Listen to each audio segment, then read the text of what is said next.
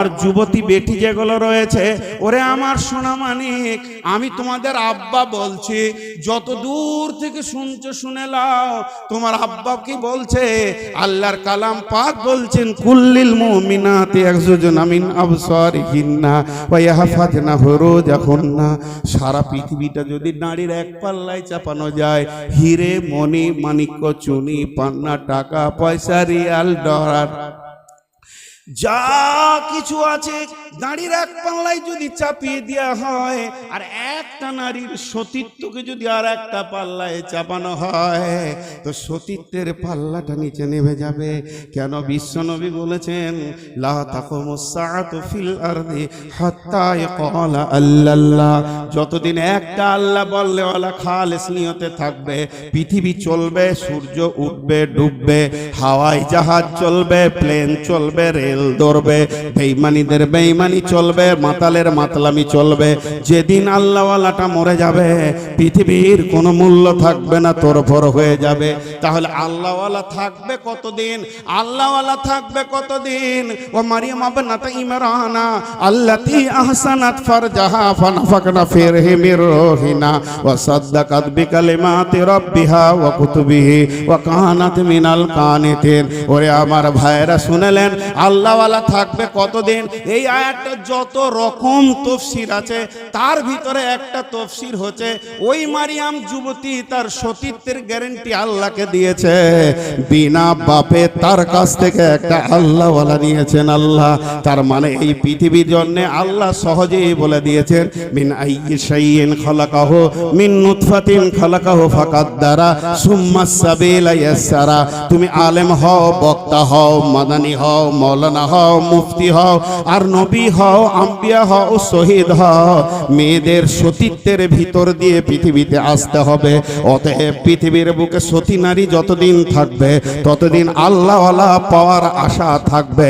যেদিন সতীত্ব হারিয়ে যাবে, এর জন্য বিশ্ব নবী বলেছেন, কিয়ামতের আগে জেনা বেড়ে যাবে। জেনা বেড়ে যাবে মানে প্রত্যেকটি আল্লাহওয়ালা আসার রাস্তাগুলোতে তালা পড়ে যাবে, লুচ্চারা নষ্ট করে দেবে। আল্লাহ আর লুচ্চাদের নষ্ট করার রাস্তা দিয়ে তার প্রিয় অলিদেরকে পৃথিবীতে পাঠাবেন না, কারণ নোংরা রাস্তায় অলি পৌঁছাবে না। অতএব বন্ধুরা আমার, খুব ভালো, খুব মনোযোগ।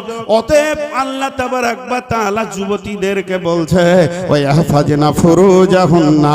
আল্লাহ তাদের শরমগাহকে কেন্দ্রিক অনেক আয়াত নাজিল করেছেন। আম্মা জান আয়েশাকে পাক করতে গিয়ে 11 খানা আয়াত নাজিল করেছেন। মারিয়ামের ব্যাপারে একটা গোটা সূরা নাজিল করে দিয়েছেন। অতএব বন্ধুরে, ও মা আমার, বোন আমার, বেটি আমার, সতীত্বকে গ্যারান্টি দিতে হবে। এটাই হলো যুবতীদের ডিউটি। আর যুবকের ডিউটি ইনকাম করবে আর ইসলামের সৈন্য বেনে থাকবে।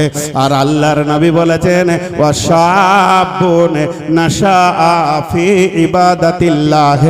ওই যুবক, ওই যুবতী যে আল্লাহর আইনে নিজের জীবনকে চালাবে, তার কোটা লেগে যাবে ওই আল্লাহর রহমতের ছায়াতি।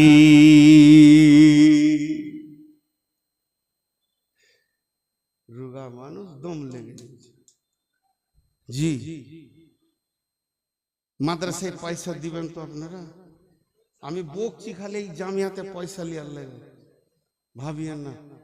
দুটো আমার নিয়ত আছে। একটা হচ্ছে কিছু আপনারা পেয়ে যান, কিয়ামতের টেনশনটা যেন মাথা থেকে উড়ে যায়, এমন কিছু আমল করি, আর এই জামিয়াটা বেঁচে যাক।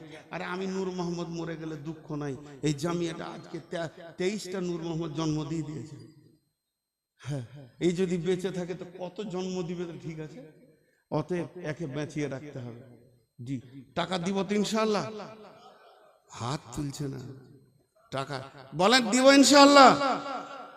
অনেক লোক হাত তুলে দেয়। মাল করছি, সুগারের রোগী ভাই, এটা বলছি তো আবার কারি আমিরুল রাগ করছে, বলছি সুগার বলছে, ফের বকেও বেড়াইছে। তাহলে দুইজন রহমতের ছায়াতে জায়গা পেল। 3 নাম্বার, বিসমিল্লাহির রহমানির রহিম। 3 নম্বর, ওয়ারাদুলুন কালবুহু মুআল্লাকুন ফিল মাসাজিদি।